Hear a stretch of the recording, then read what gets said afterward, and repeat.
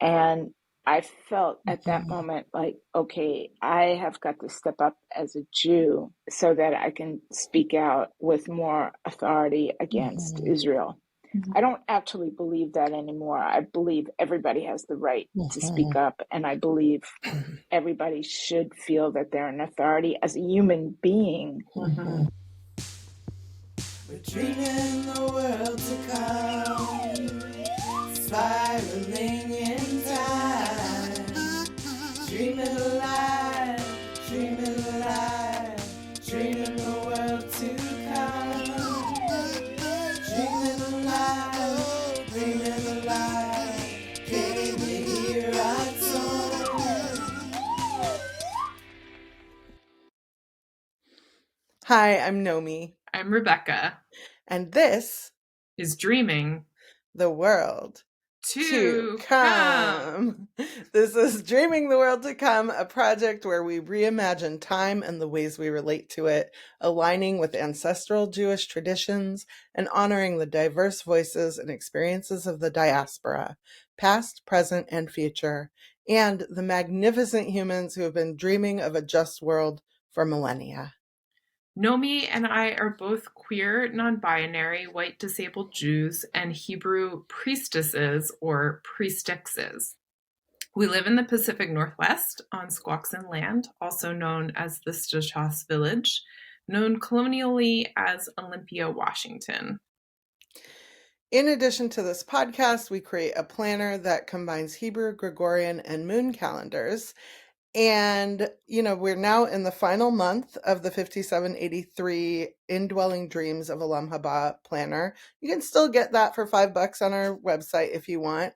But the big exciting news is that we are now making planners available for pre-sale for 5784. And we know that we announced a while back that we would not be doing a 5784 planner, but we figured out a way that we could do it. And we were, as the end of the year approached, we were getting so sad about losing it as a resource for ourselves that we were like, okay, here is what we do have capacity to do. And so it's going to look a little bit different. It'll have a slightly different offering in it. We won't have the contributors that we've had in the past, but it'll still be recognizable if you've been using it and useful if you've never used it before. And you can also, this is our last podcast in this series. We did a full year. So go ahead and start back at the beginning if you want to learn more from past contributors, and you can still get the 5782 and 5783 planners from our website. We are all out of 5781, unfortunately.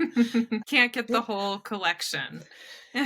No, not anymore. I'm excited about this year's planner, and it was really a way for us to care for ourselves and our own capacities and financial abilities to put it together the way that we are this year. And I think it has some really valuable offerings, and it's been really nice to kind of like reflect back on all of the resources that we've put together and work to put something meaningful together for this year, despite not having the capacity to work with 12 or 13 contributors. So we don't know how it'll look in the future, but I, for one, am very excited to be able to continue to consult the moon cycles, the Hebrew holidays and months, and track my dreams and watch how they're all connected through it all.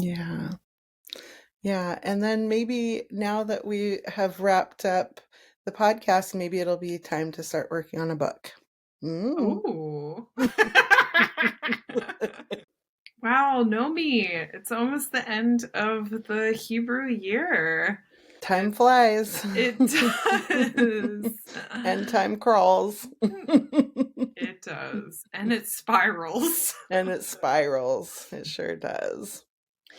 Well, what are your associations with the last month of the Hebrew year, Elul? Elul is like this time of wrap up and preparation. It feels like there's not really specific holidays other than Leil S'lichot, which is like the evening of supplication that is for Ashkenazi communities. I think that's when certain prayers start being said, but for other communities, I think they happen all throughout Elul. And yeah, there's like certain things that you kind of are supposed to do every day. Like you're supposed to blow the shofar every day. Unfortunately, our friend Maurice, I think was his name, did not come through on making the shofarot that I had requested and was going to be a big surprise for you, Rebecca. And then I ruined the surprise at some point and was like, this is happening. And then he just like totally ghosted me. So, but you got yourself a shofar. I got myself a shofar this year. Yeah. And I am extremely happy about it. Well, I know you'll be gone for part of Elul, but I would love to hear the shofar every day. I wonder how I can do that. Are you taking your shofar with you? You know, I wasn't planning on it, but now that we're talking about it, I'm like, want to. How can I get myself a shofar in time for Elul? Well, anyway, I can figure that out outside of this. The person that I got it from, which I would really love to promote through the podcast, haBa, who's a queer post-Soviet haBa, yeah, who's a queer post-Soviet Jew. Their Instagram is Zydovka, ZHYD. I think that's a 0 VKA. Oh, I'm just seeing on their Instagram they're doing a raffle right now. Oh my gosh. So you should buy like 10 tickets. I'm going to do that right after this. Yeah. And I mean, the reason it took me so long to get a shofar, I mean, I've wanted one for decades, is because I didn't want to get one that was made in Israel. And I wanted to get one from like an animal who was humanely raised. And so, but this person has like really developed relationships with farmers, and they're from animals on Turtle Island. And I love my shofar. It's like all black. It's like so beautiful, and I love the sound that it makes, and yeah.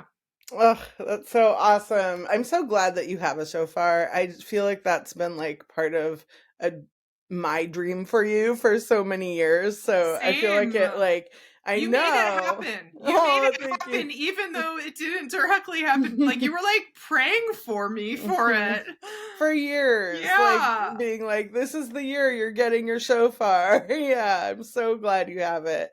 Me too. Yeah, I feel like I never said a shehechiatnu for you about getting your shofar. Brucha at shechina Eloteinu ruach haOlam shehechiatnu v'kiyamatnu. V'higiatnu lazman hazeh. Oh, thank you, Goddess, divine indwelling spirit of the world who has allowed us to get to this moment and get you a shofar. Amen. Amen.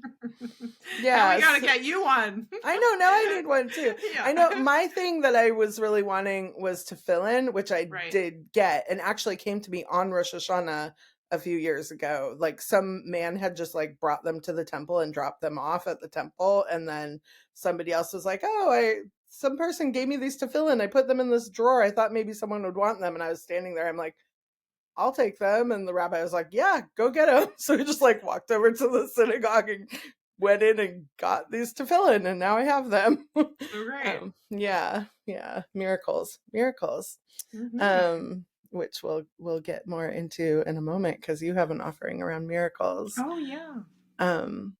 But yeah, other things to do throughout Elul. So the shofar is this waking up time to like take an accounting of your soul. Cheshbon hanefesh is this process of soul accounting that we do throughout Elul in order to prepare us for the days of awe. And the idea is that we want to really have done as much work as we can in ourselves and also with people in our lives. Like we want to go to each other and make amends and tie up any loose ends and try to get as clear as we can in our lives in the world, so that come Yom Kippur, we get to be just in direct communication with the divine in a way that we've done everything we can, and we're just gonna like fall into that connection in a way that's like I'm allowing myself to be fully seen, and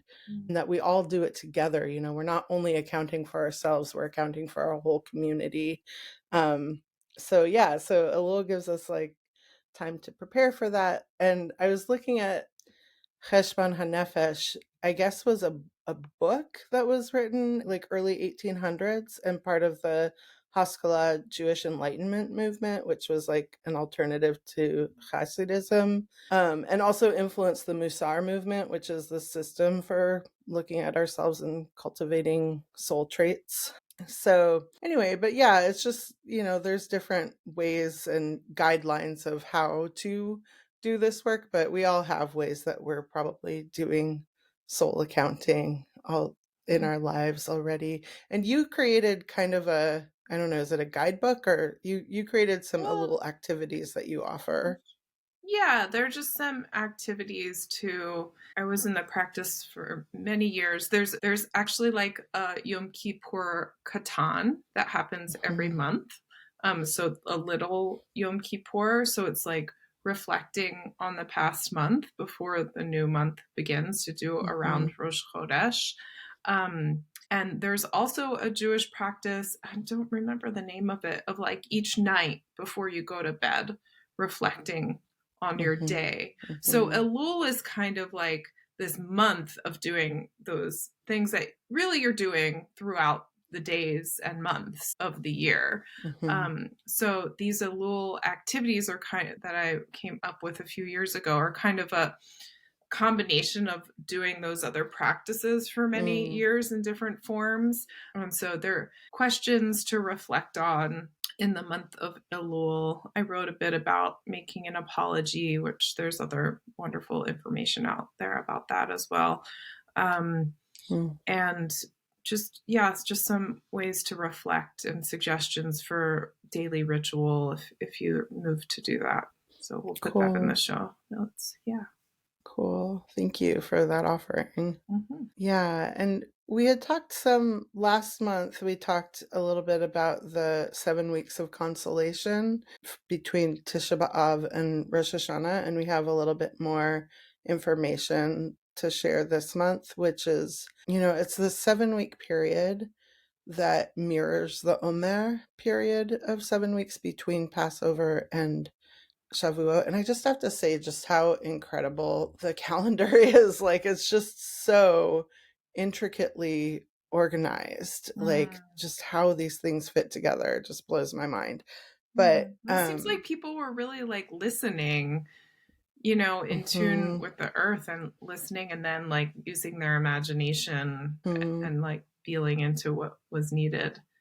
And finding all this basically like sacred geometry in it too. I guess it's not geometry because it's time, it's different dimension, but sacred time. Yeah, I mean sacred timekeeping, which is really at the heart of a lot of what we're doing in this podcast. But yeah, during the Omer period, each week focuses on a different Sephira on the tree of life, Sephira being an emanation of the divine. So that we start the Omer period with Chesed, which is heart expansion, compassion, loving kindness.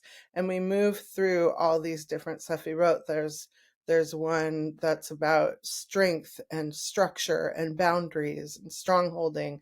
And then there's one that's about beauty and awe and sublime healing. And then there's one that's about collective liberation and endurance and infinity. And then there's one about time and pacing and gathering power. And then sexuality in the subconscious. I'm like putting my hand where each one is. Like sexuality in the subconscious and aligned activation. And then Malchut, which is rooting deep, physical reality, also sometimes called Shekhinah, the indwelling presence. So anyway, so we do that whole thing for the Omer.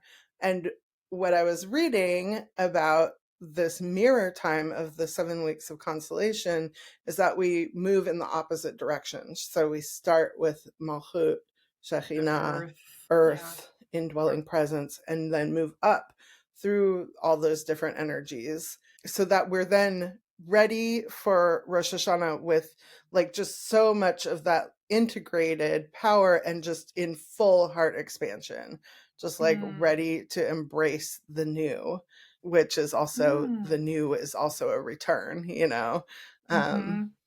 so that feels really interesting. And I also, like I was saying last month, like I love that there's the idea of consolation being a big part of this time, because there's also this like waking up and this accounting, and that can feel kind of harsh, but it's like this reminder to be gentle as we're doing this, that we're doing this out of love for ourselves, love for our community, love for the divine, love of justice. I feel like that's so much of what Teshuvah means returning, basically, and it's the process of accounting for and coming back into wholeness with ourselves and our souls. Yeah. So that on Yom Kippur, we have this day where we've kind of gone through this self-reflection and accounting, and then we have an opportunity to really feel at one. And that's the original intention of Yom Kippur, feeling that at oneness. And, we say the al-Chait throughout the days of awe, which is like, you might be familiar with like tapping your chest. And it's like the community together atoning harm. So you're not alone in looking at the collective and individual harm. And I also feel like there's a need for something else in that moment. So my friend Micah Amichai, who was our guest last month, and I were talking about this one year, a few years ago, and we decided to write some other liturgy that kind of echoes the al-Chait, and we called it wholeness, and we translated that as for the miracle we have enlivened. And so we'll put a link in the show notes to that as well. But it's really celebrating all of the miracles that happened through our life and being alive in the year. So I'll just read a couple of them to give people a taste of it. For the miracle we have enlivened with you inadvertently. So with you meaning spirit, God, Shekhinah. And for the miracle we have enlivened with you through loving words. For the miracle we have enlivened with you when no one is watching in the quiet of our own hearts. And for the miracle we have enlivened with you for all to witness. For the miracle we have enlivened with you of confronting unethical authority, interrupting abusive power, and maintaining loving boundaries. And for the miracle we have enlivened with you of honoring elders, ancestors, and teachers. For the miracle we have enlivened with you, both when it comes with ease and when we work through resistance. And for the miracle we have enlivened with you of allowing our inner truth to empower the choices we make in our lives. Anyway, there are many, many more. And then there's kind of a repeated blessing within the al-Chait too, or line in the al-Chait. And ours here is, for all of these, Shekhinah, bless us, and work with us to create more blessings. That's so beautiful. And it really like mirrors the language of the al-Chait in a way that, in a way I'm like, it's really saying so much of the same thing, but just being like, and here's the ways we did it right. It's, I think we are learning as a species and as a culture that guilt and shame and blame isn't necessarily the best teacher. And, it has its place, but also being like, we're so capable of doing it well and doing it right. And look at all the ways we're already doing it well and doing it right. And what are those ways? Like, that's how we build the future that we want to see. So thank you for that beautiful offering. Yeah, and what we focus on grows. And I think part of the learning that I'm deepening this year of listening to my soma, my body, you know, Mm-hmm. and that's like my emotions, my spirit, my Mm-hmm. physical body, is that when I pay attention to what's gone well or what the blessings are, something in me relaxes and I'm able to have the resource to do more of those things. And when I want to learn from my mistakes, and I think that self-reflection is really valuable and do that frequently, but haven't in my lifetime have as much of a practice of paying attention to what was done well. So this was an attempt to kind of pivot a bit. Well, Rebecca, in the spirit of wrapping things up and really focusing on what is positive in a situation, I just want to say what a great joy and honor it's been to create this podcast with you for the past year. It's been really special and sweet to have these conversations and also to have a space to show what our friendship is like, the kinds of conversations that we have together, the things that make us laugh, the ways that we're silly, the ways that we can get really deep together. And so I know the podcast is ending, but the friendship continues into its third decade now. And I'm just so excited for what's to come. Thank you for being my dear friend and chavruta. Yes. And Yeah. that is one of the Elul practices, to have a partner to talk things through with. And that was the exact word I was thinking of. It's like we're doing this public Hevruta study. Yeah. And it was your idea to do the podcast. And I was so reticent to be, you know, public, and I feel less comfortable talking publicly. And I'm so grateful that we did it and got to explore in this way and push my boundaries. And you've been so supportive and really made it happen. That yeah, I mean, I really feel like our friendship is like this really testament to like different access needs and meeting each other and stumbling through as we go, but always coming back to our heart and love for each other. Yeah. I love you. I appreciate you. I love listening to your songs that you sing on the podcast. Thank you. I love your meditations too. They're so grounding. They're so supportive. It's like, yeah, it really brings a needed energy to the center of each podcast. And I will say also that this has been really helpful for me in developing my leadership skills and my ability to speak about these things in a way that feels really authentic. And, you know, I led services at the local temple this last week, and I could just feel, I was like, oh, this is, I think, because of the podcast, that I just felt much more casual and conversational in my ability to communicate about prayer and Jewish tradition. And so, yeah, thank you for supporting me and nurturing that as well. Yeah. I mean, this whole project has built a lot of my confidence as a Jewish leader.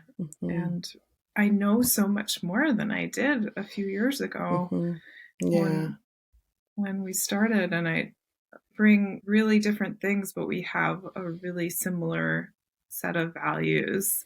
Yeah. So it's very generative. Yeah. So thank you, Rebecca, and thank you to all of you who've been with us on this journey, whether you've only listened to one or two episodes or you've listened to every single one. It means a lot to us that you have witnessed this, and we hope it's been supportive for you as well. Amen. Thank you, everyone. Please let us know your thoughts and about your projects and what you're up to in the world. We love hearing and learning about new things, and just any contemplation or feedback is really welcome. Or if this prompted something in your life, we would love to know. Yeah. Keep in touch. Dreaming alive, dreaming alive, dreaming the world to come. Melissa. Melissa, welcome. Thank you. It's really good to have you here. What a pleasure. Yeah, just so excited to connect with you and learn more about your life and your work, which I know I've benefited from a lot. So thank you in advance. Thank you. Yeah, Melissa. Likewise. Melissa, I know you from the JVP haBa network. But do we know each other before that? I don't think so. But we just have some people in common in the world. Yeah. All right. Well, I'm going to read your bio. Melissa Nussbaum Freeman, her Goddess, is a queer Sephardi Ashkenazi self-loving anti-Zionist abolitionist who uses theater, art, and ritual to stir the good trouble pot as often as possible. Passion is her motor. Her backup engine is a wild belief in the change that moves towards justice. And you can contact her at melissa@jvp.org. We'll put a longer link in the show notes as well. Okay, to learn great. more about her work. Okay, great. So, yeah, Melissa is a mover and a shaker, and so many interesting things about you and your life. And when you started being in this role at Jewish Voice for Peace, what is your official role name? My official role name is Spiritual and Cultural Life Manager. Oh, yes. Otherwise known as also Spirit and Cultural Organizing Manager, which I actually like better. I'm just trying to organize a bit. Not try to live everyone's life. No. Or manage everyone's life. No, I like the organizing better. Yeah. But I feel like since you've stepped into that role, that JVP, Jewish Voice for Peace, like has grown in these just really incredible ways. You're such an amazing community builder, organizer, and bringing like spirit and creativity to the whole process. I felt when you came into this role, like I felt so much more engaged in the work and also seen of who I am and what I have to offer. And I imagine that many other people felt that way too. With your role. And it's such a like important part of being like a spiritual leader is to recognize what other people have to offer and welcome them in. So thank you. Yeah. Wow. It's beautiful to hear. Sometimes, especially in our online life, what send out things into the ether and you don't get a lot back necessarily. And so it's great to hear. Yeah. Well, you wrote the piece about Elul, which is the final month in the cycle of the year before Rosh Hashanah. And I'm wondering if you want to share something about either your process of writing it or anything about the piece that you want to share with our listeners. Sure. It was so powerful. First of all, just being invited to be part of this cohort for me was a real honor. And I felt like, wow, this is such an amazing opportunity for me to dive into a month. And I could have chosen any month, but I love Elul because the accounting that we have to do. And Elul just is this 30-day wake-up call and invitation to get really close to yourself and really close to your, I would call it power in the sense of the divine. Really get that essential, deepest place. And, we have these great spiritual tools. The technology is there. And Elul just abounds with that technology. So just even using a shofar, I just love that so much because it's just like when you get into it, the sound really does just go in and stir something on a very deep level. And, it's so typical, or our mode of operating is keep going, keep going, keep going, keep going, don't stop. Well, we do have the amazing technology of Shabbat. So that's like built in, but this is like one big giant Shabbat, it's like not to stop everything you're doing in that sense, but really in that observant looking in and taking toll. So I loved contemplating that. So that's Chesbon Hanefesh, the soul accounting. But then that really leads you to Teshuvah. And Teshuvah is like just, I think that's like the answer to so much right now. That being accountable about the injury that has been done, and what's your part in it, So I really appreciated the opportunity to just dig into that and think about that a lot. Yeah. And I love the way that you gave examples from your own self for, here's a way of doing this like that, and just like so honest and really naming Palestinian liberation and crimes against Palestine as like such a deep part of that work. Thank you for being so explicit. And for people listening, the word teshuvah means return. And it's the process of reflecting and coming back to who we really are, our most authentic, true selves, and is part of the process. And to wholeness. To wholeness, right? Yeah. And that's part of that's what Melissa was referring to. Yeah. I want to quote Rabbi Lynn Gottlieb and her work on Teshuvah, which is so deep, and she really makes a connection of what's happening on Turtle Island, or what has happened to indigenous people, to Native people here, and to Black people, and to what's happening in Palestine to Palestinians. That it's so. This is the part of accountability that I wish for our community. And when I say our community, I think, in the small of like the people listening to this podcast, and then outside of this community, like the Jewish community as a whole, like, can we really honestly say we're looking at ourselves, we're being accountable, we're asking for forgiveness, if we're not holding the standard of justice and equality to Palestine? Yeah. And I think I see that as the big work. Yeah. Yeah. And asking the questions like, why would people not apply that to Palestinians? What is the level of fear?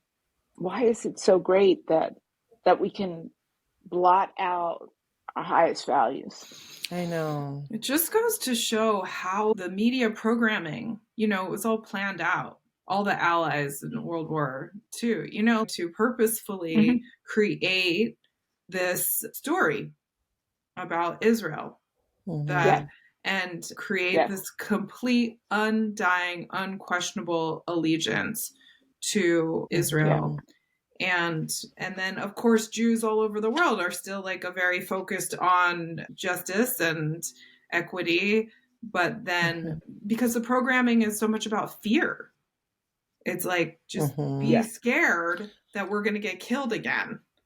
And be scared even about losing Jewish community. I feel like that's it's so damaging to feel like I'm going to go be with my Jewish community to observe Rosh Hashanah and Yom Kippur, but I'm not going to be able to talk about Palestine because I know that will cause rifts that I don't feel prepared to deal with when I'm trying to have a holy experience, it's like it's damaging to our spirits to not be able to fully do teshuva, that's Yeah. not wholeness then. Right. And I think having spaces where we can bring our whole selves, politically, emotionally, spiritually, every aspect of who we are, we can bring all of that to one place is essential to well-being. That's part of what's been so wonderful about your role with Jewish Voice for Peace is like, oh, this is like an organized Jewish space where people can be spiritual, anti-Zionist, creative, activists, all in one place. And for me, the intersection of all of those things is my spirituality, is my Jewish identity. That's my that it's been such a small niche before this, like Yes. that's just been like, oh, my group of friends for 25 years, but to have like more organized spaces, I mean, it's all really important, but that's part of like what needs to be creative. Like I always say that about our work, and my work is like that it's about a culture shift. It's like changing the narrative. Absolutely. Absolutely. Well, I was thinking that might be a good transition point to ask, what was your relationship to Jewishness like growing up? So I grew up in a secular home in Brooklyn. My maternal grandfather was a cantor, but he also was a communist. And he worked in the garment district. He was a cutter.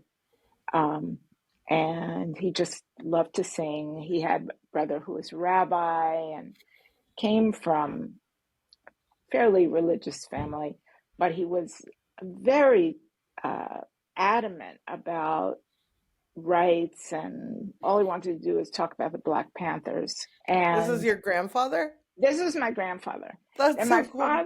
My grandfather was a Stalinist, which nobody understood, but my father was a communist also. And so I'm what's called a red diaper baby. Yeah. And there was no spirituality in the house, although I have always, since I was a little girl, looked for it. And my best friend was Roman Catholic, and I just thought everything she had was fantastic, like church was like, it had rosaries and candles and stained glass windows and special gestures and, genuflecting and, just the whole thing. I just thought it was so magical. And I wanted the magic. I wanted that part of spirituality that is magic. And I just got, what you see is what you get. And this science rules. And so I started my own personal spiritual quest very young. My parents didn't let me go to Hebrew school. All my friends went to Hebrew school, but they didn't let me go because it was Zionist indoctrination. So I felt very isolated. And it wasn't until I was in my 20s that there was a really rich community in terms of Jews from every kind of background, from being from Orthodox families to secular to first generation immigrants or third generation, completely assimilated. And we had a Shabbos group, and we just like examined who we were, what did we know. And so I didn't have any kind of formal education. It was very eclectic. It was whatever I could gather. Interesting. Yeah. One thing that I connect to in my personal history, my legacy, I think, is my great grandmother in the Ukraine was the woman who could read and led women in prayer. And when I was in college, a friend took a picture of me, and I had a kerchief on my head and very much in the style that my grandmother, my great grandmother, because it was my mother's great grandmother. Wow. So Pearl. So, Oh, Pearl. Pearl, yes. And my grandmother looked at the picture and she said, "Oh, you look just like my grandmother." And there's something about leading, like being the one who can lead people in some kind of important, that touched me. I was Yeah. getting shivers as That's you so amazing. said that. I was so moved and thinking about the Eastern European and Russian women's tradition of tehines, this spontaneous prayers and supplications, and just mentioning your grandmother Pearl as someone who is leading people with those prayers. Yeah. And I have a Sephardi great grandfather who I haven't gotten lots of details about, but is just keeps showing up in my life. Is just really present, is really a theme also. So it's like those two strands. Beautiful. Yeah. So your current Jewish community, I know about JVP and would love to hear more about that. And I'm just wondering if there are other places, or like, how does your Jewish self show up in your community now? Yeah. When Israel started bombing Gaza in 2014, I had just moved back to Boston, and that's when I discovered JVP. And I was really desperate. I was just like, I have to do something. And I felt at that moment like, okay, I have got to step up as a Jew so that I can speak out with more authority against Israel. I don't actually believe that anymore. I believe everybody has the right to speak up, and I believe everybody should feel that they're an authority as a human being. And then as an American citizen, those are our tax dollars, Yeah. You have a right to say no. But at the time I felt, that's 8 years ago, I think 9 years. It was even more people challenged you more about, oh, you can't say anything against Israel unless you're Jewish, and even then, like questioning whether you're anti-Semitic. And Self-hating Jew. Say now I'm a proud anti. Yes, that kind of ridiculous, And I was like, well, wait, if I'm not really Jewish, maybe, are they going to challenge me about that I'm exactly self-hating? So besides the things that I already loved about Judaism and that I held as very dear, I thought, okay, I've got to dig in deeper. And then joining JVP, I was like, okay, if you need somebody to be in front of a crowd or to lead a ritual, I'm your gal. And so I started leading rituals that I didn't even know. So I had to find out about them, and I had to study, and there's nothing like doing or teaching to make you learn something. And I had the opportunity to study with Taproot, and that was a year-long program for spiritual activists. And it's funny because I really thought it was for activists who are also spiritual, or like the spirituality that you need in order to be an activist. But it was actually being a spiritual activist. It served me in a very deep way, and I really finally got more of the formal education that I needed. And Melissa, you're also like over the course of your life, you've been a midwife, you've worked in theater, you've done so many things. I'm still a theater person. Yeah. I know. Sometimes it's like, oh, I don't know who would believe all that. Well, I was midwife. I'm still a midwife, but I don't practice. It's kind of one of those things that you don't stop being it. Yeah. Because it's a way of looking at the world and relating to life. My own personal path has been, I need to understand something, so I become it. And I study it and I become it. And so I needed to heal. And so I became a healer. And then I became a mother. But before I became a mother, I became a midwife because I was going in that direction. And I had to understand, I was always working with women. So of course I had to understand all the cycles. And so it was also menstruation, motherhood, menopause, crone. And then I was like, once I got to be a crone, I was like, I have to go back to my first love, or I'm going to be a cranky old lady. And my first love was theater, so I went back to theater school. It's really inspiring hearing about the ways that you embrace the learnings and then bring them into your life and incorporate them into your life.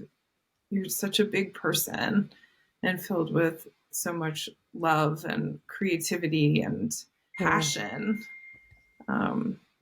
So I'm curious, like, given all of this, like, how are you, we like to ask everyone, how are you dreaming the world to come? I'm really inspired by abolitionists. So people like Miriam Kaba and, well, of course, Angela Davis is probably my maximum heroine. And then the women that I work with in Boston who aren't as famous, but are also equally inspiring. They just all say you have to live right now the world that you're imagining. That it's not, there's no postponing. Abolition isn't just the lack of the carceral system, and that would be more like a result of real abolition.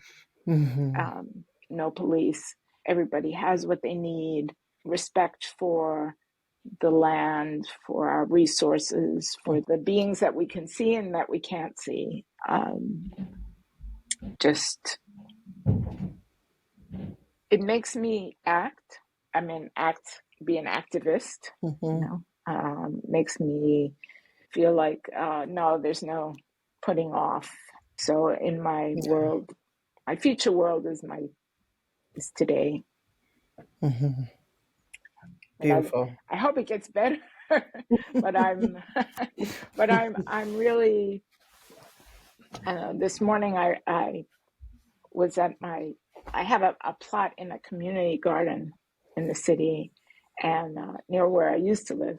And I love this community garden because there's like 133 plots and there's all these different languages are spoken and all these different ways of growing things. And I built a mobile several years ago, and it has tubes, and I hang things that I find. When I was a little girl, because I was told that there was no God, I asked my father if it was okay if I believed in Pippi Longstocking. I was also a believer in Pippi Longstocking as a child. Right.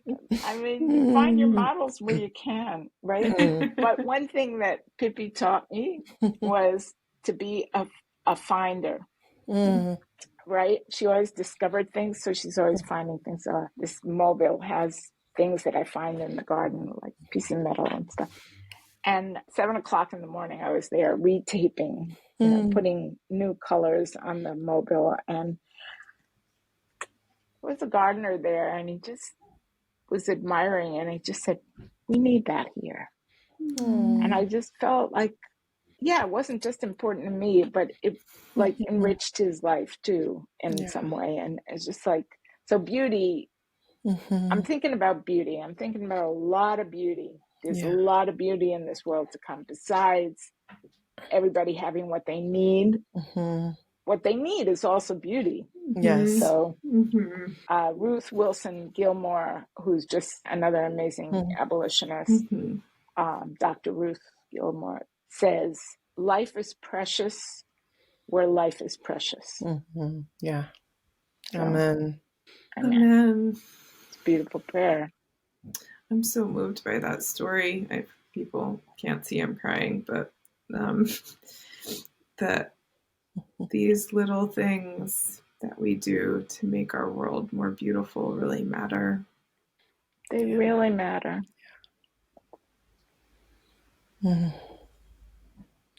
Melissa, thank you so much for making this time today, and all the ways that you offer community and connection, and the ways that you've invited us in, and the ways that you've responded to our invitation. I'm just so grateful to know you.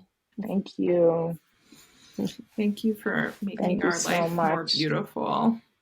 We really value you and all that you bring to our world, and it's a lot. Thank you. Mwah. Grapevine meditation for the month of Elul. Let's take some breaths in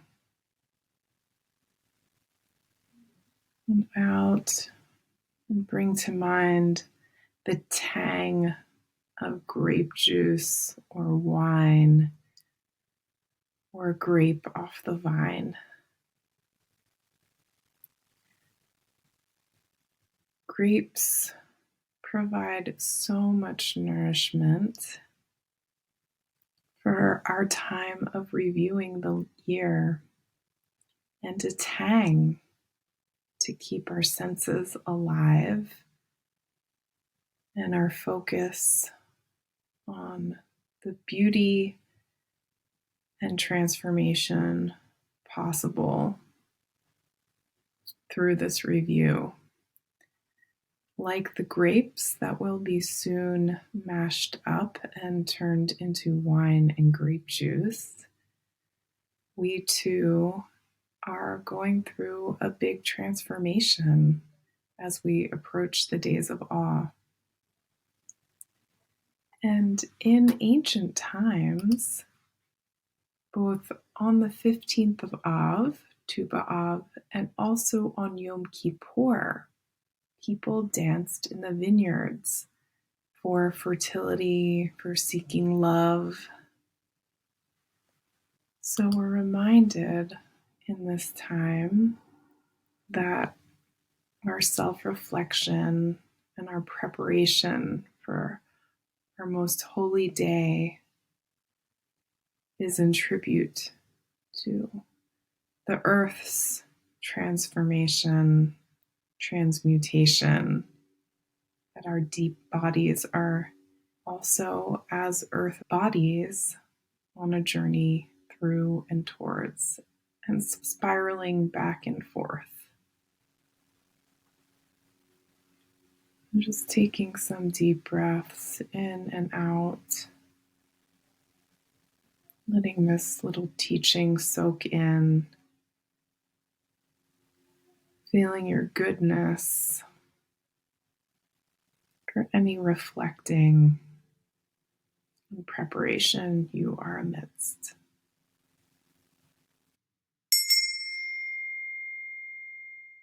This is the part of our podcast where we talk about inspirational things happening in the world or living examples of the world to come that we're already experiencing. We call it This Way to Olam haBa. So this month on This Way to Olam haBa, we want to speak to reparations, which is something that is near and dear to both of us. And this year, we mentioned at the beginning of the podcast that we've been involved in a project to create safe housing for a family in our community that's been affected by anti-Black police violence. And we have been deep in that work this year, many ups and downs to it. You couldn't even imagine all the loopholes and challenges along the way, but we've gotten some really wonderful direction and mentorship and support from other people who've done similar work, and we're continuing to move forward to mobilize our community and beyond. Yeah, it's really looking like the project of actually securing safe housing, aka buying a home for this specific family, might end up being more of a national campaign rather than a local campaign, because they might choose not to stay here. And also because Olympia has not been a supportive place for them. And we were really hoping to change that, but I think it's such a long game to really change that in the big picture. And if what they feel like they need to be safe is to be somewhere else, we still want to support them being able to do that. And so, yeah, we're continuing to work on it. If you follow either of us, you'll continue to learn more as we go. But also, as part of this, one thing that is very, very clear is that the Jewish community needs more spaces to learn about racial justice and reparations and teshuva. And so during the month of Elul, we're going to be offering a couple of sessions at the local temple at Temple Beth Hatfilo on teshuva and reparations. And we're using some materials that I developed with Rabbi Elliot Kukla a few years ago. We did a racial justice and teshuva series that was kind of a small group of people that we knew. And so using some of that material, and then also wanted to share about this curriculum called the Stolen Beam Study Series that was created by the Jewish community of Amherst. And basically it came from internal work that was done by a group of folks in their community who are interested in racial justice and reparations, and who worked together for 6 months in a study group and then shared these materials with the world. And it's called the Stolen Beam Study Series because of a teaching that's related to a Talmudic debate. Basically, what is the right thing to do if we discover that the house in which we live was built with stolen materials or a stolen beam? And so I'm quoting from some of the materials that they put out. It says, one rabbi argues that the entire house must be torn down and the beam returned. Another argues that it makes no sense to destroy the home, yet some form of acknowledgement and compensation is owed to the owners of the beam. We therefore use the metaphor of the stolen beam in recognition of the fact that much of our country was built on stolen land. I mean, all of it was, with stolen lives and stolen labor. So I think that's I think it's really helpful to use Jewish teachings as a way in to Jewish minds and hearts to talk about reparations and our place in making amends and doing teshuva for the harms that have been done to Black and Indigenous people, and the ways that we've benefited from that. So yeah, we're offering, I mean, it's for our local community, but it's also going to be online. There's a session on August 20th and another on September 10th. You can register at the Temple Beth Hatfilo website, and it's our local community. It's a different kind of community than who's drawn to our individual offerings that we make. And so this is a part of our own tshuva, is having conversations with people who are in a lot of different places who might not already have done a lot of work around what reparations might look like in their lives. So, I think Rebecca and I both have a lot of practice around redistribution of resources and thinking about how that works and how to activate that in our community around mutual aid. And for a lot of people, institutional giving is still seen as like the way. Reparations can be a part of that, but I do want to say that you all are invited to come, and we welcome that, and we'll continue to do adjacent offerings probably for the rest of our lives. Yeah. So this is a long process, but I have a renewed hope the last few years that we're moving in this direction, and the Reconstructionist movement has adapted a resolution for reparations. So it will continue, hopefully, to ripple in big ways. Yeah, and I guess I want to just say there's a lot of need in our communities, and there are also so many resources that we have. And so just as part of our teshuva process this month, thinking about ways that we all can move those resources around, and not thinking of them as like privately owned resources, but just resources that are needed and where do they need to go. That's been really helpful for me in thinking about, what is mine, how much am I giving, and whose is it really? And yeah, just kind of reorienting to Mama Earth in that way. Amen. And with that, we conclude this podcast series. It's been an adventure and a joy, and thanks for listening, everyone. Here's being in person and crossing paths in many other ways. Yes. We wanted to share, we are going to keep our Patreon open. Thank you so much to everybody who has supported us through the Patreon. It's really helpful. We just worked out some of the numbers and figured out that Patreon paid for about a quarter of the expense of putting out this podcast. So thank you, and also thank us for this labor of love. Yes. And thank you especially to Nomy, who did free labor of editing and put a lot of time and energy into editing the podcast this year. So thank you, Nomy. It was really, really well edited. And also Kim Wayman, who is our one employee. And both of you learned a whole new skill set with this. Yeah, so we'll keep the Patreon open. You can continue to support us, or you can not, whatever you want. We'll probably repost the podcast of the month each month and share any additional content that was created.